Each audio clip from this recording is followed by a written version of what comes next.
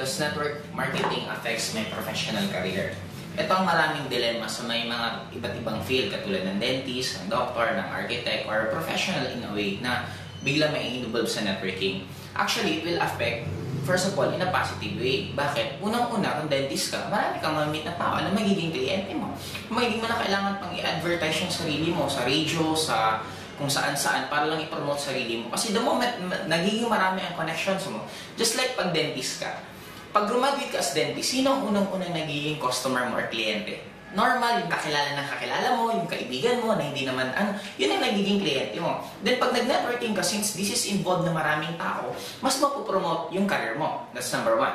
On a negative na effect, akala kasi ng iba, pag nag-networking ka, alam mo, doktor ka, kahit mag-networking ka, doktor ka pa rin naman eh. Kahit mag-networking ka, architect ka pa rin naman. Hindi naman mawawala yung title mo. Kaya lang bakit maraming tao na unang tingin sa mga nag-networking is mababa?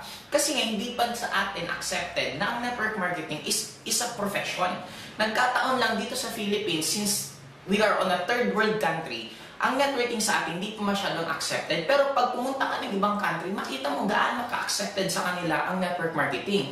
And sa tinatawag na opportunity, sa tinatawag na pagyaman, normally, sino ba ang pinaka nakaka-achieve ng success? Yung tao na marunong sumugal. Just like Steve Jobs. Maraming nagtatawa kay Steve Jobs, yung iniisip niya yung concept ng Apple.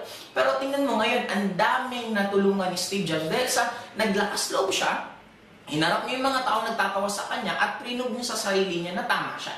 Ngayon guys, we need to accept it. Kahit sabihin mong ayaw mo ng networking, kahit sabihin mong hindi maganda ang networking, pero no choice. Ang networking lalong lumalakas. Araw-araw, maraming kumpanyang nagtatayuan. Habang tumatagal, lalong dumadami ang nagne-networking. Just like what happened here in Bicol. Sa amin sa Bicol dati, napaka-negative ng networking, pero ngayon accepted na. Pag pinag-uusapan, oo, member yan ng AIM Global, ibig sabihin, nagkataon lang yung tao, hindi pa na-accept. Pero darating ang time na ma-accept yan. It's a matter kung ikaw yung isa magiging part para tumulong, para ma-accept ang networking sa lugar ninyo, or ikaw yung mag-aantay na pag na-accept, saka mo pala siya gagawin. But kahit sa anong anggulo tingnan, mas marami ang positive kung may profession ka na. Kasi pwede mo lang naman ito maging source of income, or pwede mo rin itong karirin, nasa sa'yo lang yung decision.